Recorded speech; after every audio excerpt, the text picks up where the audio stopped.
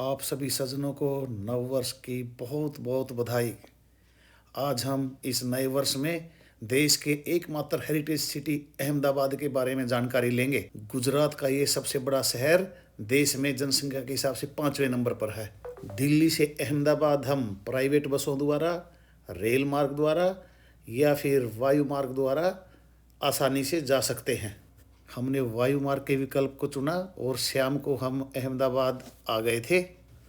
सुप्रभात hotel prime जो है रिलीफ रोड पर अपोजिट LIC बिल्डिंग में रात्रि विश्राम के पश्चात हम निकल पड़े हैं अहमदाबाद हेरिटेज वॉक के लिए। ये शुरू होती है श्री स्वामी नारायण मंदिर कालूपुर अहमदाबाद से, जो कि एक बहुत शानदार विशाल मंदिर है। 1857 की क्रांति के पश्चात ये राजनीतिक गतिविधियों का केंद्र भी बन गया था। स्वामीनारायण मंदिर, यही मंदिर से हमें गाइड मिलता है, ये बुकलेट मिलती है, पानी की बोतल मिलती है और हम चल पड़ते हैं इस ऐतिहासिक नगरी में। थोड़ा आगे चलकर ये देखिए, ये कितने कारीगर लगे हुए हैं काइट की, पतंग की डोर बनाने में। आपको पता ही है अहमदाबाद में इंटरनेशनल काइट फेस्टिवल मनाया जाता है हर वर्ष मकर संक्रांति के अवसर पर। तो अब संक्रांति है 14 तारीख को, तो उसकी पूरी तैयारी है। ये कितनी सारी डोरियाँ जो भी है तैयार कर रखी इन्होंने। ये है दलपत राम, पोएट, कवि हैं गुजरात के और लिटरेचर में इनका खास योगदान है। ये है हमारे गाइड मिस्टर उमंग, उन्होंने बताया दलपत राम चौक कहते इस जगह को। और मैं आपको बताना चाहूँगा कि हिंदुस्तान में एक ही शहर है जिसे वर्ल्ड हेरिटेज सेंटर का, सिटी का दर्जा दिया हुआ है। बिल्डिंग्स तो बहुत देखी होंगी आपने कि यह है यूनेस्को द्वारा डिक्लेयर्ड हेरिटेज बिल्डिंग है, मोनूमेंट है, लेकिन ये पूरा शहर ओल्ड अहमदाबाद में 2696 ऐसी बिल्डिंग है जो कि हेरिटेज डिपार्टमेंट द्वारा कंट्रोल की गई हैं। श्री कालाराम जी का मंदिर इन्हीं में से एक है। इस यात्रा को, इस वॉक को मंदिर से मस्जिद वॉक भी कहते हैं, क्योंकि ये शुरू हुई थी स्वामीनारायण मंदिर पे, ख़त्म होगी जामी मस्जिद पे। हाँ जी, जामा मस्जिद नहीं, जामी मस्जिद। ये है 2 किलोमीटर लंबी वॉक है जो अहमदाबाद म्यूनिसिपल कॉरपोरेशन द्वारा सुबह और शाम को आयोजित की जाती है 3 घंटे के लिए। ये है बर्ड फीडर, पक्षियों के लिए यहाँ के लोग दाना यही डालते थे। कई सारे बर्ड फीडर हैं और ये बिल्डिंग्स इतनी मजबूत हैं कि पीछे अहमदाबाद में जो भूकंप आया था उसमें नए अहमदाबाद को नुकसान हुआ था। ये बिल्डिंग इतनी लंबी और इतनी मजबूती से एक दूसरे को जोड़े हुए हैं कि कुछ नुकसान नहीं हुआ।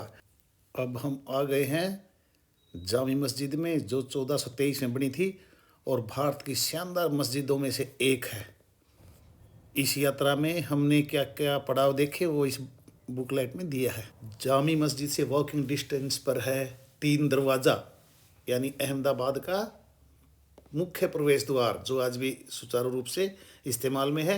हैरानी की बात, ये मुस्लिम भाई है जो कि पीढ़ियों से लक्ष्मी माता का इस 3 दरवाजे में लगातार दिया जलाते आए हैं, जिसे कहते हैं लाइट ऑफ होप। अब लोकल शहर घूमने के लिए हमने रेंट पर ले ली है ये एक्टिवा, चल पड़े हैं कांकरिया लेक के लिए। ये रास्ते में पार्क आया जिसमें राजीव गांधी और श्रीमती इंदिरा गांधी की तस्वीर थी।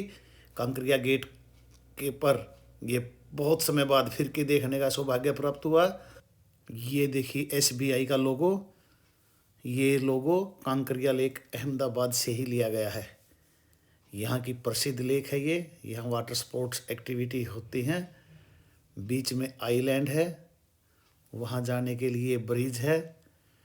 ब्रिज पे जाने के लिए आपको आना पड़ेगा नगीना वाड़ी। टिकट लेके, एंट्री टिकट 20 रुपये की, आप जा सकते हैं। कांकरिया लेक पे हम पूरा दिन बिता सकते हैं क्योंकि यहाँ कमला नेहरू जू है, यहाँ म्यूजियम है। कांकरिया को देखने पश्चात अब हम आ गए हैं साबरमती के किनारे। साबरमती आश्रम में गांधी जी साबरमती आश्रम में 1917 से 1930 तक रहे। लगभग 36 एकड़ में फैला हुआ ये आश्रम देश के इतिहास में प्रमुख स्थान रखता है। और गांधी जी जिस कुटिया में रहते थे उसका नाम था हृदय कुंज। 1933 में उन्होंने इसको छोड़ दिया था और महाराष्ट्र चले गए थे, क्योंकि अंग्रेजों द्वारा इस आश्रम को सील कर दिया गया था। साबरमती आश्रम के पास ही है अभय घाट, जहां देश के चौथे प्रधानमंत्री यानी मोरारजी देसाई को दाह संस्कार किया गया था। साबरमती के किनारे पर मोरारजी देसाई की जन्मतिथि याद रखिए 29 फरवरी है। 4 साल में एक बार आती थी। अभय घाट से आगे चलकर दूसरी तरफ नदी पे हम आ गए हैं इस महात्मा बुद्ध के विशाल स्टैचू के पास, क्योंकि ये शानदार जगह है Sabarmati riverfront. Welcome to riverfront. Sabarmati का रिवर फ्रंट देश के अति विकसित रिवर फ्रंटों में से एक है, जिसकी अपनी अलग ही पहचान है। और सुबह और शाम के समय तो लोकल लोगों के साथ साथ सैलानियों की यहाँ खूब भीड़ रहती है। शाम को जहाँ ये लाइटें नदी को रंग बिरंगा दिखाती हैं, तो दिन में यहाँ की ताजगी देखने लायक, महसूस करने लायक होती है। देश के प्रतिष्ठित मैनेजमेंट कॉलेज IIM अहमदाबाद से थोड़ा आगे चलकर शहीद चौक के पास ये है वस्त्रपुर लेक। अच्छी लेक है और सामने है झूले बच्चों के लिए। अमरपाली ग्रुप के अपार्टमेंट्स थे और इस लेक के साथ ही ये पार्क जहाँ लोग बैठते हैं, बात करते हैं।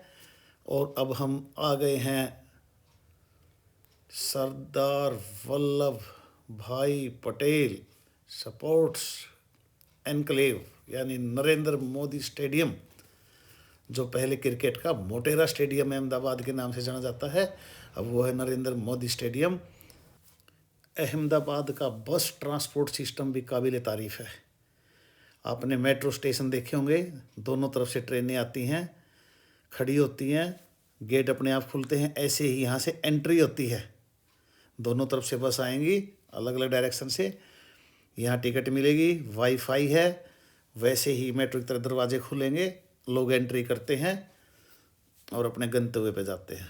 वाह, 2008 से ये सर्विस यहाँ पे प्रचलन में है। बस सेवा के पश्चात अब आ जाते हैं ट्रेन सेवा पे। ये देखिए पुराने समय का इंजन जो नॉन सर्विसेबल है, लेकिन ऐतिहासिक है, धरोहर है। इसको इसीलिए अहमदाबाद के रेलवे स्टेशन पर खड़ा किया हुआ है। अब हम आ जाते हैं रात के 12 बजे माणिक चौक पर। माणिक चौक वो जगह है जहाँ सारी रात आपको भोजन परोसे जाते हैं, लेकिन दिन में इस चौक पर चारों ओर ज्वेलर्स की शॉप होती हैं। इसलिए ये बाज़ार, ये शहर कभी नहीं सोता। खाने के बाद एक पीने की विशेष बात और बता दूं, गुजरात एक ड्राई स्टेट है, इसलिए यहाँ अल्कोहल नहीं मिलती, लेकिन टूरिस्ट क्योंकि कम आते थे इसलिए अब उनको मिलने लगी है 7 दिन में 1 बोतल। उम्मीद करता हूँ ये डॉक्यूमेंट्री आपको पसंद आई होगी। कृपया मेरे चैनल राही और राही को लाइक करें, सब्सक्राइब करें, शेयर करें।